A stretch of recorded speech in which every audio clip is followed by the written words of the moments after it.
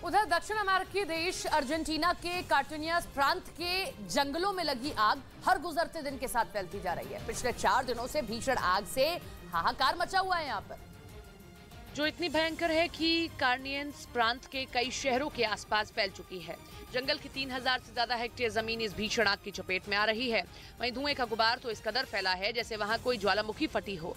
हालांकि दमकल कर्मचारियों की कई टीमें पिछले 4 दिनों से आग को बुझाने में जुटी हैं, लेकिन अब तक उन्हें कामयाबी हासिल नहीं हो सकी है।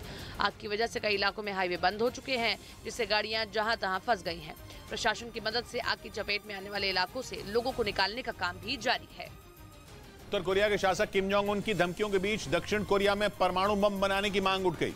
ये बात दक्षिण कोरिया की राजधानी सोल के मेयर ने एक इंटरव्यू के दौरान कही, क्योंकि एक रोज पहले ही किम ने एक बार फिर मिसाइलों का परीक्षण किया और एक पनडुब्बी के जरिए 2 क्रूज मिसाइलें दाग दी।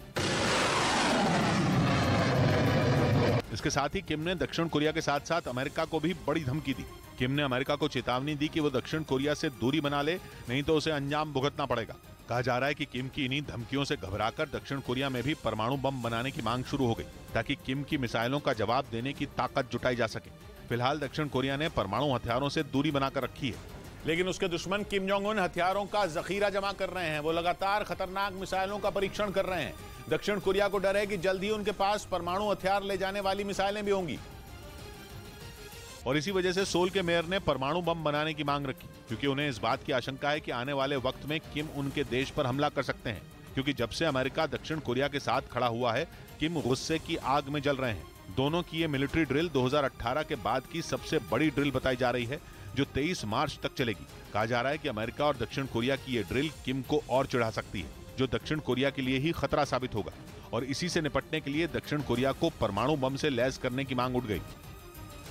उधर यूक्रेन जंग के बीच काला सागर के ऊपर उड़ रहा अमेरिका का MQ-9 रिपर ड्रोन रूस के सुखोई 27 फाइटर जेट की वजह से तबाह हो गया है।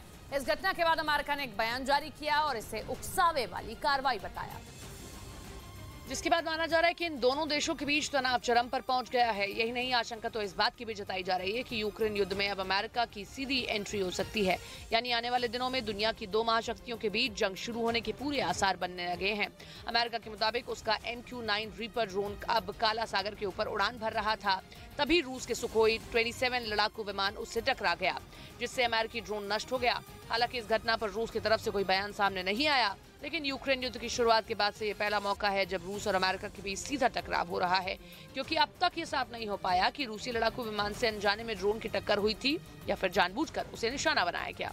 आम आदमी पार्टी ने मध्य प्रदेश का आगामी विधानसभा चुनाव लड़ने का ऐलान कर दिया। भोपाल में आयोजित एक रैली में यह ऐलान आम आदमी पार्टी के राष्ट्रीय संयोजक अरविंद केजरीवाल ने किया।